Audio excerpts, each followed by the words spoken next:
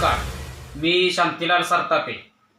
काल परवा दिनांक 7/4/2024 रोजी मसवडचे संजय सोनवणे प्रभाकरजी देशमुख साहेबांच्यावर जे विधान केलं यूट्यूबच्या माध्यमातून, त्या संजय सोनवणेंना माझं सांगणं आहे की देशमुख साहेबांच्या बुद्धीची कीव करण्याइतपत आपल्याला बुद्धी आहे का याचा आधी विचार करा।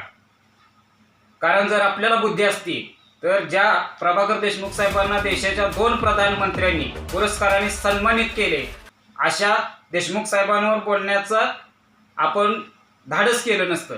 आणि अशा या पुरस्कारांचं किंवा देशमुख साहेबांच्याचं महत्त्व तुमच्यासारख्या वाळूचोरांना काय कळणार। प्रेसमध्ये देशमुख साहेबांनी 28/3/2023 रोजी सहकार अधिनियम 1960 चे कलम 73 क अन्वये 3 अपत्य असून पद भोगणाऱ्यावर कारवाई का केली नाही असा जाब शासनाला विचारला। हा काही गुन्हा आहे का?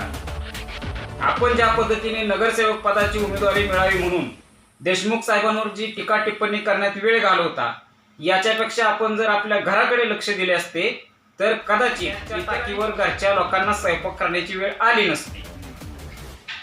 आपण ज्या पद्धतीने बोलताय, देशमुख साहेबांच्यावर तोंडसूक घेताय, त्याच पद्धतीने आम्हालाही आमदार साहेबांच्या विरोधात बोलता येते, तोंडसूक घेता येते। पण जी व्यक्ती 15 वर्ष आमदार राहिलेली आहे, अशा व्यक्तीच्या वर टीका टिप्पणी करणं आम्हाला योग्य वाटत नाही। आणि आणखी आपण असं एक सांगणं आहे की आपण जर आपल्या वर्तनामध्ये बदल नाही केला, असंच आपलं वर्तन राहिलं तर न इलाजाने आम्हालाही आमदारांच्या विरोधात टीका टिप्पणी करावी लागेल, याचे भान ठेवा। आपला आवाज न्यूज नेटवर्कसाठी एकनाथ वाघमोडे, दहिवडी।